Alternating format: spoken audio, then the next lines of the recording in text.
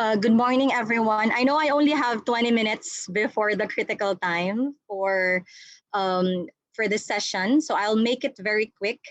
I would like to thank the Climate Change Commission for inviting NEDA to discuss NEDA's prioritization process in terms of ensuring that climate change programs and strategies are really aligned in the country's commitments, such as the SDGs and development priorities. So I will just be Sorry, can you please flash the presentation?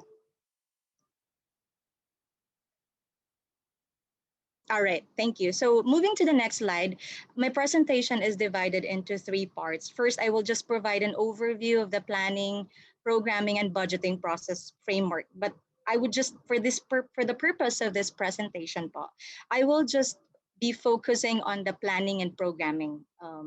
And then I will share with you the brief overview of NEDA's planning and programming processes, focusing on the link of the Philippine Development Plan, the SDGs, especially related to the climate change strategies.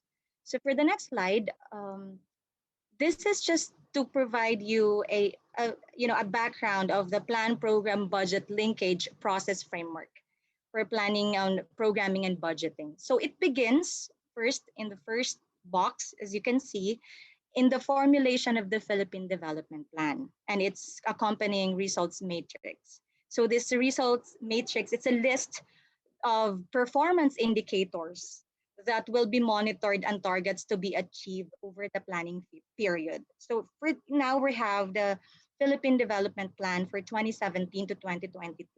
It has a results matrix which contains annual targets of different sectors with different, responsible entities. And then, while NEDA leads the development of the Philippine Development Plan, it leads the preparation. It is actually the result of combined effort of the government and the public. So this is not like a NEDA plan. This is a country plan. Following this, so you will go to the next one, to the programming cycle. Each national government agency or office, taking off from the development agenda contained in the PDP and RM. So each government unit, including the GOCCs, prepares a rolling list of its priority programs and projects. So agencies and offices are expected to come up with their own respective list of PAPs. We call it PAPs, following the guidelines issued by NEDA. So after that, if you submit this, the list of priority PAPs submitted to NEDA will be for inclusion in what we call the Public Investment Program. All right, so later I will discuss further about that one.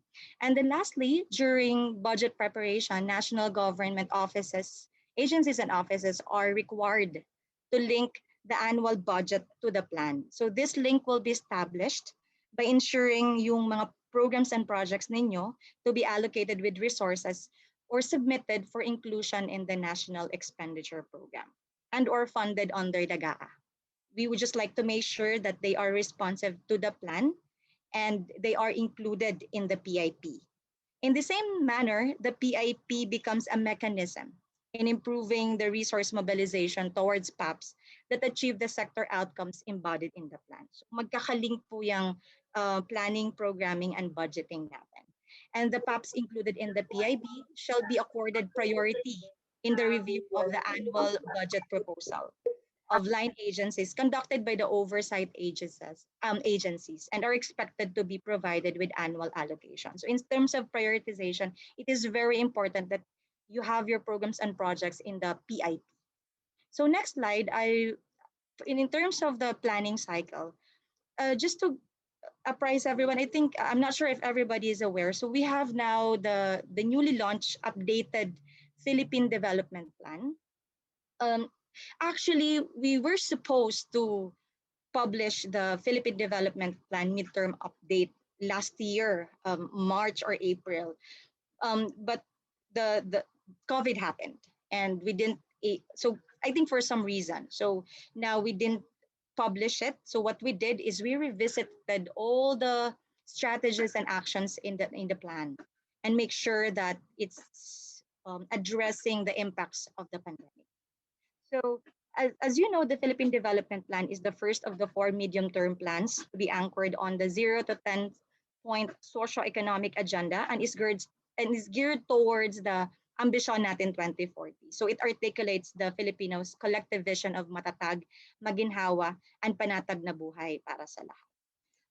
And then if you can you please go back to the previous slide? So if you see the pink below in the framework, there are four pillars there.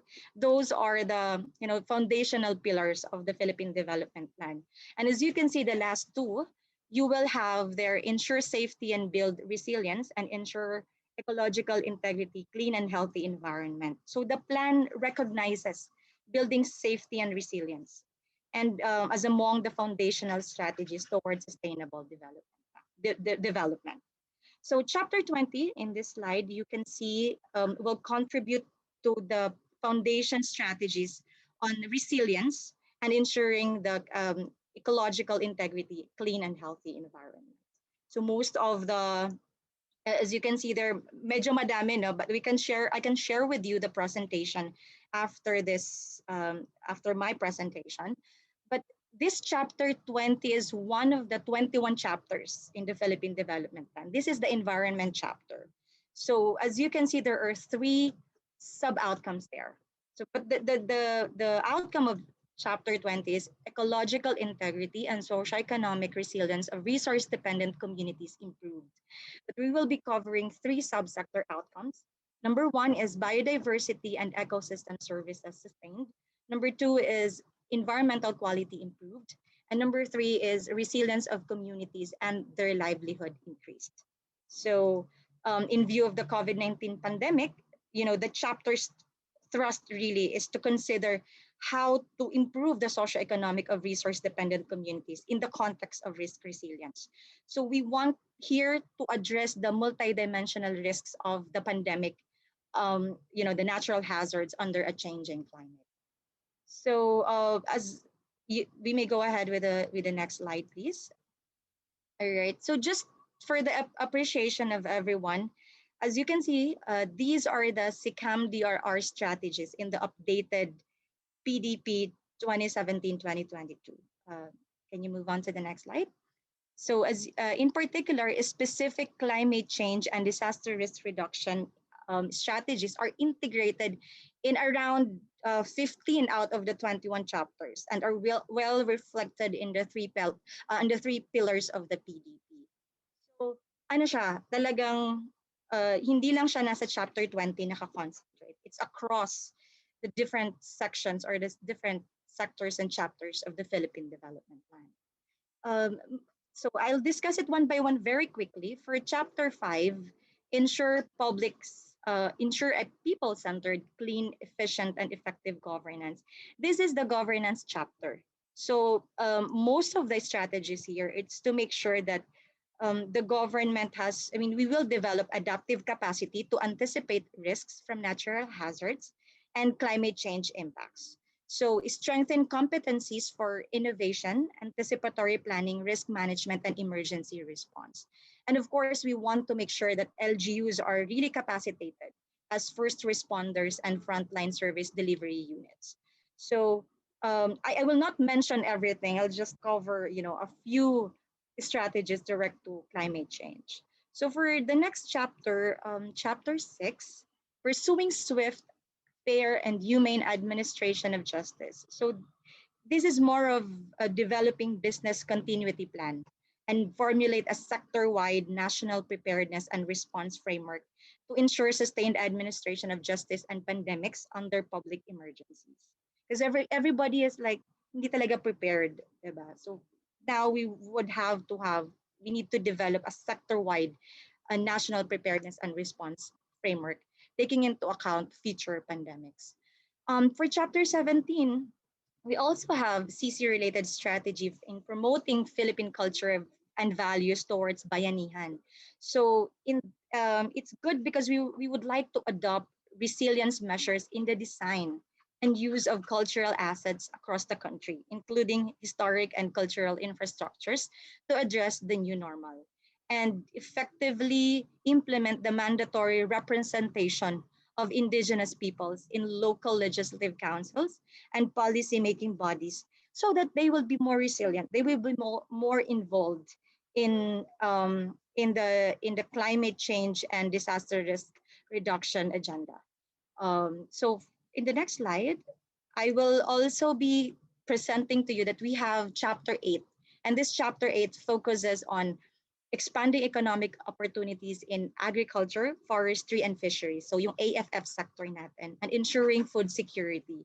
So we also have a lot of climate change strategies, basically accelerating irrigation development, but taking into account or prioritizing construction of resilient, irrigation systems. And of course, making sure that our decision support tools and methodologies are risk informed, kumbaga. So we have all those climate change related strategies in our AFF sector.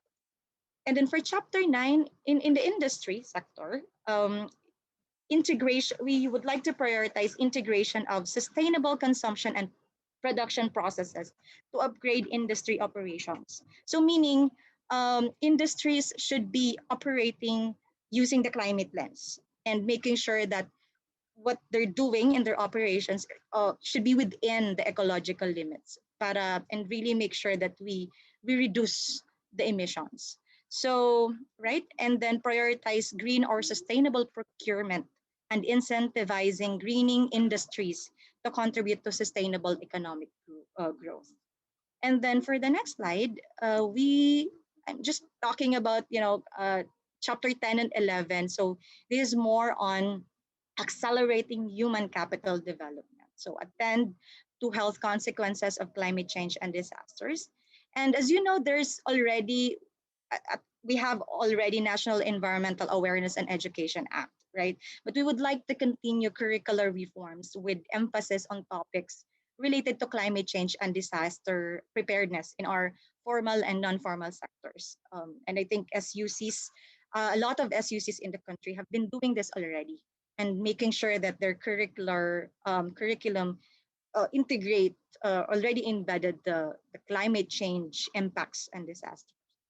And then for chapter 11, it's more focused on reducing vulnerability of individuals and families. So marami po parang we have child center services, rapid assistance and insurance for farmers and fisher folks to address the impacts of disasters. So it's more on individuals and families talaga. Social protection programs will be implemented, and of course, building capacities of these stakeholders.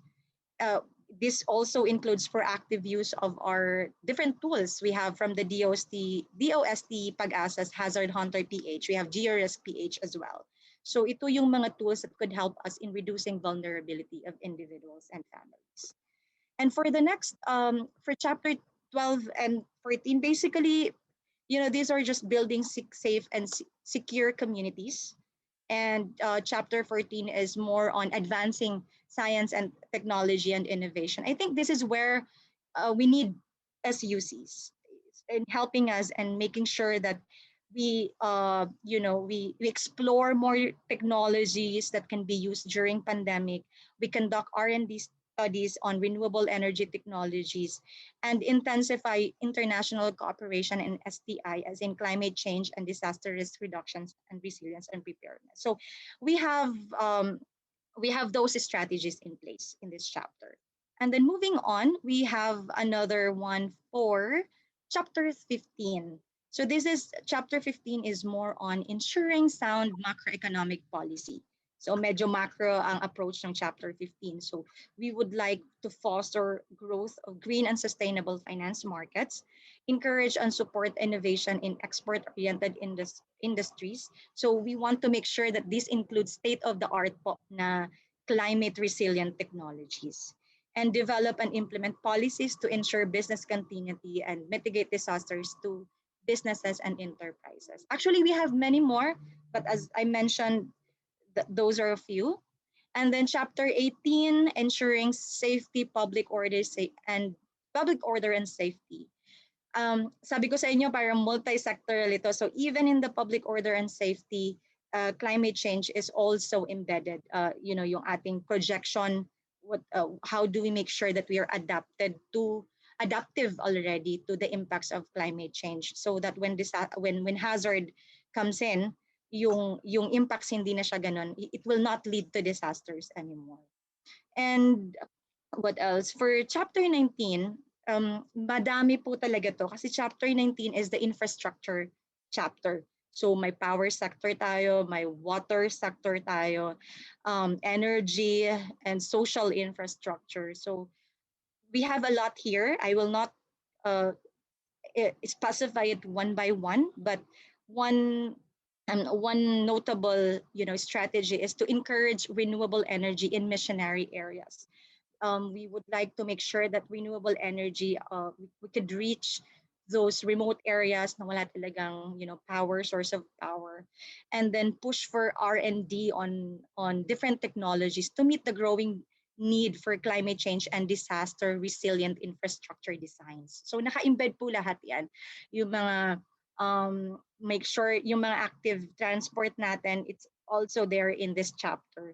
And then the last chapter that I'm going to talk about, that's we're the lead, I'm from the Environment Division of here in NEDA, and we lead the chapter 20 formulation. So it's ensuring ecological integrity, clean and healthy environment.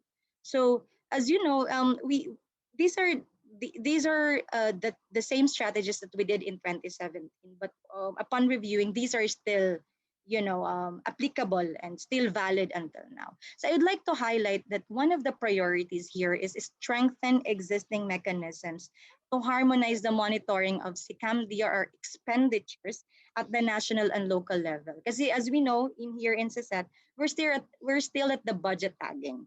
So one of the priority strategies raised by our concerned agencies is really to shift now to prioritize expenditures. So from the budget, how much did we really spend for for climate change projects or related projects? And I would also like to note that one of the strategies is to enhance the capacity of government to address the multidimensional risk arising from different hazards, the biological hazards or the pandemic and the natural hazards.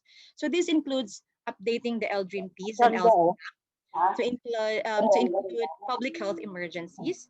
And of course, we would like to highlight the implementation of ecosystem-based adaptation measures and the maximizing access to SICAM and DRR financing. And then I think SUCs can really help us, the national government and communities in really crafting good proposals and investment proposals to implement ecosystem-based adaptations. And we just want to make sure that they are gender responsive and sensitive to the needs and benefits and priorities of men and women while taking into account the indigenous knowledge system. So, yun talaga yung pinaka-idea ng gusto nating magawa in the ecosystem-based adaptation as a priority strategy of the government. And then we would like to streamline green and climate finance in the financial sector. So we would like the private sector also in their in their systems to incorporate yung climate change. So kung may mga loan facilities or grant facilities ang different local and international banks, sana malagay sa kanilang systems ang climate change parameters. And lastly, the NEDA now is one of our priorities is really to integrate the climate change parameters in public investment programming process, in the project design at pag-appraise natin ng projects, so that the climate change parameters would already be there in your economic analysis, technical analysis, and financial analysis. Para at the end of the day, makikita natin na this project is really cost beneficial. Na-incorporate mo talaga ang climate change doon sa capital outlay mo, nagdagdag ka ng soil, nagdagdag ka ng ganitong adaptation measures. So i-incorporate mo na yan in your design so that when the hazard comes in, nandyan na yung hazard or yung extreme weather condition, diba? Embedded na silang lahat. Hindi ka na matataranta because it's in your design already. It's integrated in your project design. So that's what we're aiming to do. Okay, for this is just a national, just for the information of everybody. We also have the National Spatial Strategy. This is the chapter 20 of the PDP. It just basically sets direction of the physical development of the country. So promoting sustainable human settlements development, access to social services, and integration of leading and lagging regions and building resilience. So yung health risks brought about by the COVID-19 pandemic has given prominence to the need to improve the living standards in cities and promote regional development. So we need to really ensure the connectivity and safe mobility and manage disaster risks. So we also have that national spatial strategy in the Philippine development plan. So with those are the CC related strategies. I have only a few slides left. Please bear with me. So how do we operationalize? So we have the investment programming cycle. So in this slide, this is the public investment program. And the public investment program, it's a rolling list, like I've mentioned earlier, of priority programs and projects to be implemented by the national government, the GOCCs, the government financial institutions, and other national government offices and instrumentalities. So this is a 6-year programming document, meaning 2017 to 2022 ang PDP, ang plan, 2017 to 2022 din yung programming document mo. So it is continuously updated to accommodate the recent developments in the government priorities. So simply put, PIP serves as yung parang mag-operationalize sa different strategies espoused in the PDP. So yung mga strategies na mentioned kanina, we need to transform that into programs and projects para ma-achieve natin yung mga targets na nandun sa results matrix that I mentioned earlier. So that's how we link the planning and programming in NEDA. And then moving to the next slide, just to show it to you, I'm not sure if everybody is familiar, but we have this people system. I think that was the first time last year, this PIP process that we introduced this public investment program online. It was put up during this planning period to streamline the process of coming up with the PIP. So it is also envisioned as a tool to strengthen the link between planning, programming, budgeting, and monitoring to ensure budget efficacy as the government moves towards performance-based resource allocation. So with the people system, when you go to people, you just log in there, but each government agency has their own focal to access the people. Okay, and then the last one, last two slides, just to show it to you, the people system also facilitates the NEDA Secretariat review and validation of the agency's submissions of their PAPs or their projects with respect to the 17 Sustainable Development Goals target. So meron doon sa people na pwede mong itag for the project, anong SDG siya naka-align, anong gusto niyang SDG na tina-target. So we have that in the people system. And then likewise, the people system also facilitates the NEDA Secretariat review with respect to the PDP RM outcomes and targets. So dalawa po, may SDG ka na, ililink mo siya, ititik mo yung program mo kung anong SDG ka nagda-target. And at the same time, kung ano namang saang PDP outcome and targets and outputs ka naka-target. So parang halimbawa kung ang project mo is pag-put up ng disaster operation center or an early warning system in your area. So you can click the resilience of communities and their livelihood increased, right? And then SDG 13, for example. So ganun po yung process natin ng pag-track ng linkage ng planning, sustainable development, and programming sa sustainable development goals po. So I think that ends my presentation. I hope that you're apprised of what we're doing in the planning and programming here in NEDA. I can share you the link via chat, the pre-publication version. So the pre-publication version of the Philippine Development Plan that we launched just this month. So I can share that with you. Thank you.